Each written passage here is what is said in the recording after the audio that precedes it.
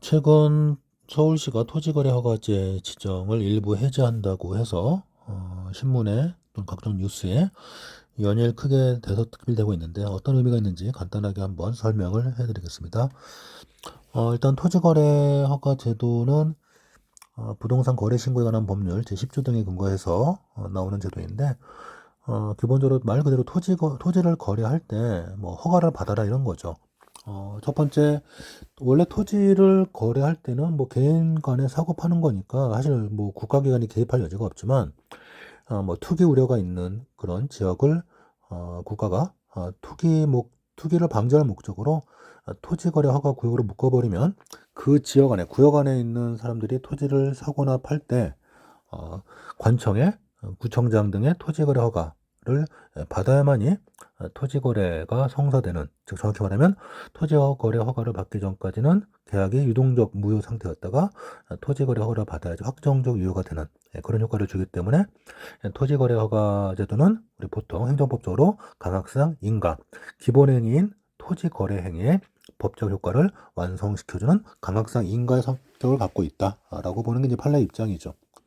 그러면 이제 두 번째 의문 드는 게 왜 토지거래 허가 제도가 왜 부동산 규제, 아주 강력한 부동산 규제책이 되느냐에 관한 의문인데, 이게 이제 사실은 약간 제도가 변질된 건데, 원래 토지거래 허가는 말 그대로 땅을 사고 파는 것을 이제 어떻게 규제하려고 만든 제도, 뭐 택지를 사고 파는 걸 뭐 규제하려고, 그러니까 과거 1970년도에 택지를 조성해가지고 거기서 이제 개발을 하게 되면 땅값이 엄청나게 뛰어 올라가니까 그런 토지 매매에 대해서 일정한 제한을 가하려고 만들었던 제도인데 이제 오늘날 이제 부동산 특히 이제 아파트도 어쨌든 간에 우리가 알다시피 일정 부분 토지 지분이 좀 있다 보니까 토지거래 허가제도는 거의 이제 주택거래 허가제도 비슷하게 바뀌어져 가지고 아파트를 사고 팔 때도 어쨌든 아파트 지분하는 대지 지분이 있으니까 아파트를 사고 팔 때 그런 어떤 특정 지역의 아파트 거래를 또는 어떤 아파트 거래를 좀 활성화시키지 않기 위해서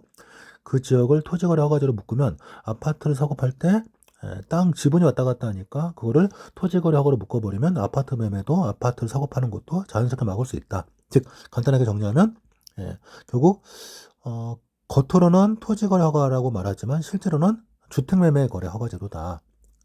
이렇게 이제 운영되고 있죠. 사실 이것 때문에 이제 부작용이 생긴 게 뭐냐면 그냥 이렇게 토지거래 허가 이제 실제 목적은 아파트 즉 주택거래 허가제도인데 이거를 토지거래 허가라고 부르고 실제로 땅을 사고 파는 거에 대해서 규제를 가하다 보니까 주택과 관계없는 뭐 상가라든가 기타 다른 건물들을 사고 팔 때도 그 지역 안에 어떤 토지거래 허가 구역 안에 묶여 있으면 허가를 받아야 되는 아주 불편함이 생기는 거죠. 그래서 학자들은 이 토지거래 허가 제도를 폐지하고 아예 이제 주택거래 허가 제도로 바꾸자 뭐 이런 얘기를 요즘 하는 추세입니다.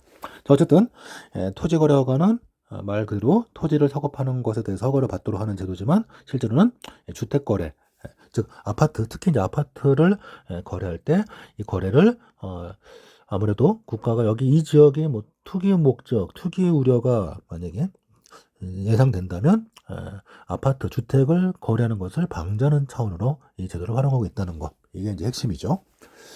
그동안 세 번째 토지거래 허가제도에 대해서 위헌이다 대해서 뭐 헌법재판소에 많이 여러 번 헌법소원 등이 올라갔었는데 아직은 우리 헌법재판소는 이 토지거래 허가제도에 대해서 합헌으로 보고 있죠. 사실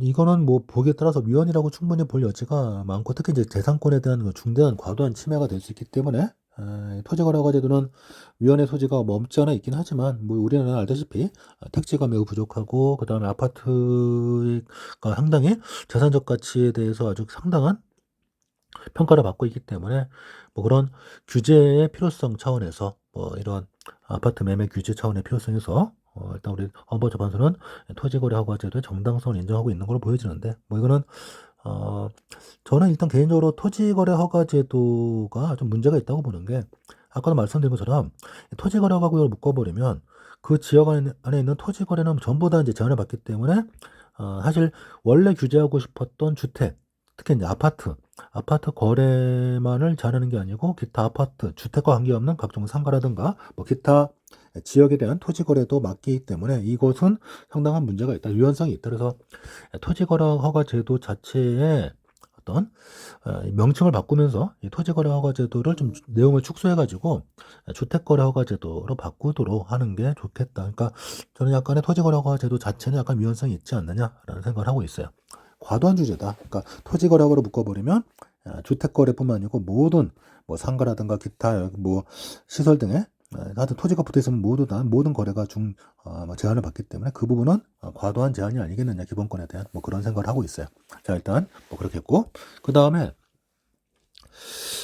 지금 서울시가 토지거래허가제는 이제 전부 다 해제하는 건 아니고, 지금 재건축 이슈가 있는 곳들은 묶어두고 재건축 이슈가 이제 없는 곳들만 풀어주겠다는 얘기인데, 뭐 대표적으로 제가 지금 사진에 있는 것처럼 뭐 청담동이라든가 삼성동, 대치동, 잠실동, 여기는 이제 원래 그 삼성동 일대 지하를 메가시티로 개발하겠다는 그런 이유 때문에 이제 이 지역 청담동, 삼성동, 대치동, 잠실동 이런 지역이 이제 땅값이 너무 올라갈 것 같으니까 여기를 토지거래허가제도로 묶었는데, 뭐 지금 여러분도 아시다시피 삼성동 그 지하 일대가 그 개발이 그렇게 빨리 진행되고 있지는 않아요. 굉장히 지체되고 있고 지척되고 굉장히 뭐 생각보다는 시간이 많이 오래 걸리고 있고, 그래서 그런 것들 때문에 너무 과하게 오랫동안 붙잡아 놓는 거 아닌가, 뭐 그런 취지에서 일단 이 청담동, 삼성동, 대치동, 잠실동 이 일대를 이제 푸는 거로 보여지는데, 특히 이제 이것 때문에 그동안 많이 가격이 묶여 있었던 대치동 쪽에 아파트 가격이 좀 많이 뛰지 않을까 예상이 되고 있고,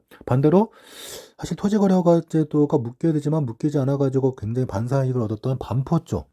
반포는 사실 굉장히 고가 아파트가 많음에도 불구하고 뭐 재건축이 거의 끝났다는 이유로 토지거래허가를 묶지 않았는데, 오히려 반포의 아파트 값이 조금 떨어지고, 약간 뭐 그렇다고 많이 떨어질 건 아니고 약간 조정이 되고, 이 청담, 삼성, 특히 이제 대치동, 잠실 쪽 이쪽 이제 아파트 값이 좀 많이 올라갈 걸로 예상이 돼요.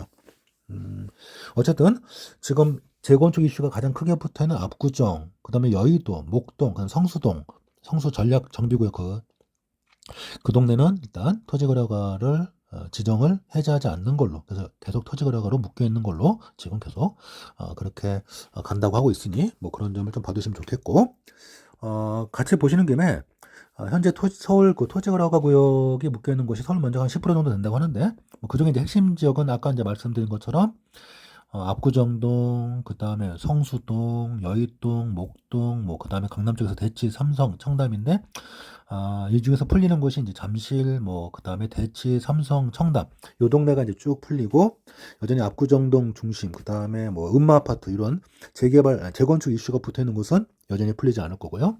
그 다음에 그 성수동, 지금 그 성수동도 일부가 지금 아주 재개발이 크게, 아주 개발이 크게 예상되고 있는데, 거기도 지금 현재 묶여 있을 거고, 그 다음에 저쪽 여의도 한강변 일대 그 재건축 이슈가 있는 아파트들 굉장히 많죠. 여기도 여전히 토지거래허가구역 묶여 있을 거고, 목동도 마찬가지로, 목동 학원가 근처에 아파트 재건축 이슈가 있는데, 여기도 계속 묶어줄 거다. 뭐 그런 얘기로 지금 뉴스가 되고 있죠. 그 밖에 이제 뭐 강북이라든가 뭐 종로, 신설 이런 데 있는 곳곳은 이제 소위 신속통합 정비구역 해가지고 묶여 있는 재건축 이슈가 있는 곳들이기 때문에 여전히 여기 또 풀지 않고 묶어둘 예정으로 서울시는 말하고 있습니다.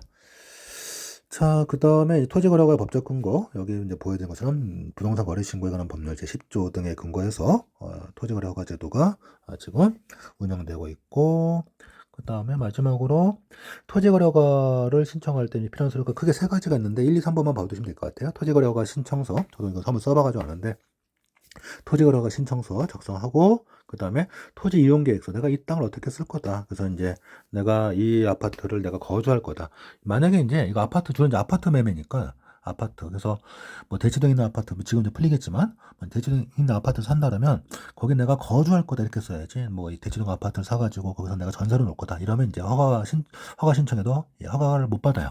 그래서 토지 이용 계획서를 쓸 때 나는 여기서 거주할 거다. 여기서 살 생각이다. 이렇게 써야지 이제 신청서 토지허가 신청을 받아주게 되고, 그 다음에 토지 취득 자금 조달 계획서. 내가 돈을 어떻게 가져왔다. 이 돈을 내가 벌었다.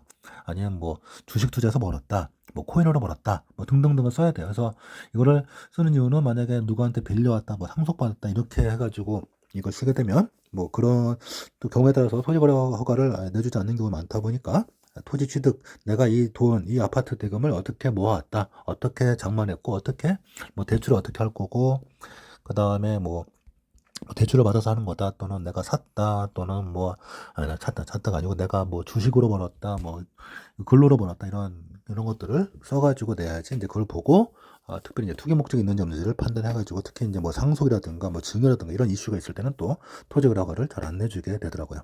그래서 본인이 벌어야지. 즉, 이 부동산 매수자가 본인이 어떤 형태든지 돈을 벌어야지 뭐 토지 허가를 내주고 뭐 부모님으로부터 또는 뭐 남편이나 부인으로부터 뭐 증여나 상속받았다 이런 경우는 토지 허가 신청을 해도 잘 내주지 않게 되어 있죠. 그래서 뭐 이런 것들이 토지 허가와 관련돼서 붙는 이슈들이니까 한번 살펴봤고요. 또 혹시 궁금한 점 있으시면 밑에 댓글 다시면 제가 답변해 드릴게요. 예, 감사합니다.